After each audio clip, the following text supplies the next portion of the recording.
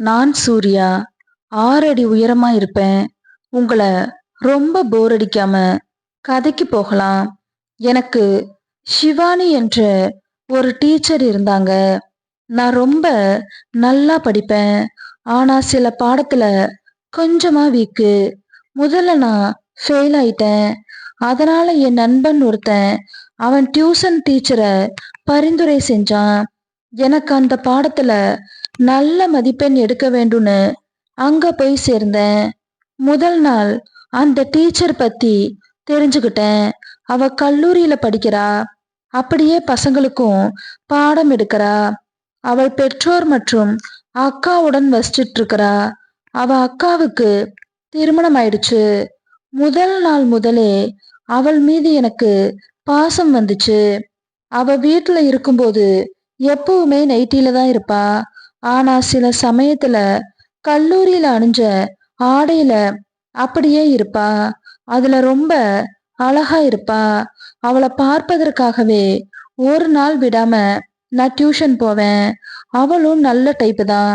என் பேட்ச்ல மொத்தம் 3 பசங்க. அதுல ஒருவன் என் நண்பன், இன்னொருவன் அவள் வீட்டுக்கு அருகில் இருக்கும் ஒருவன்.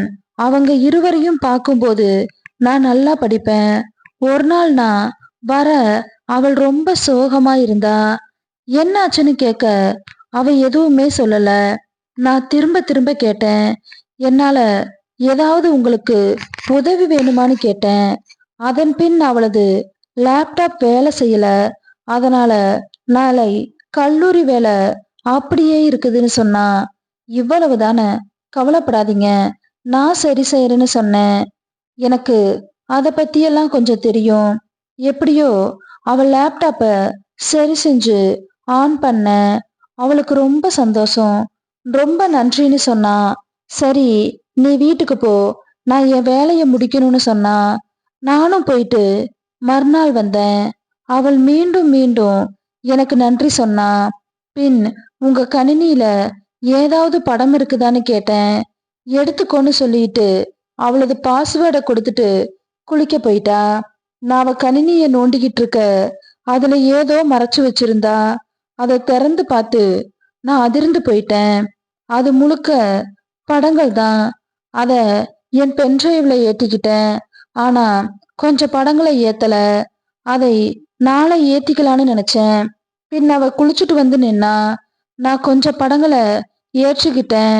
மற்றவற்றை நாளை எடுத்துக்கிறேன்னு சொன்னேன்.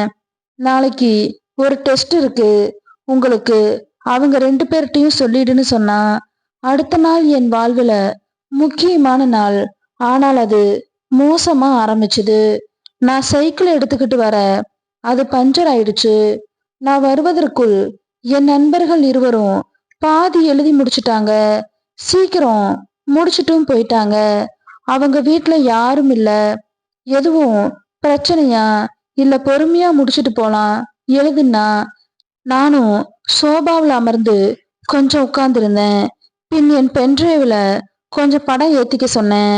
நான் டெஸ்ட் எழுதுவதால அவளிடம் அதை கொடுத்துட்டு நான் எழுதிட்டு இருந்தேன். ஆனா அதில் படம் இருப்பதை மறந்துட்டேன்.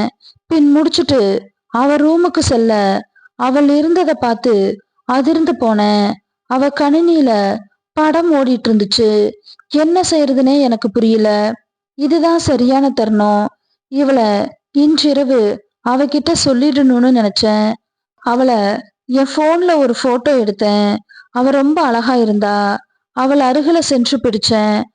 ஆனா அவ என்னை எதிர்பார்த்து இருந்தவ போல எந்த அதிர்ச்சியும் இல்லாம இருந்தா. என் பக்கம் திரும்பி எனக்கு ஒண்ணு கொடுக்க ஆரம்பிச்சா. பின் அங்கிருந்து நான் என் வீட்டுக்கு சந்தோஷமா கிளம்பினேன். என் கனவும் நிறைவேறுச்சு.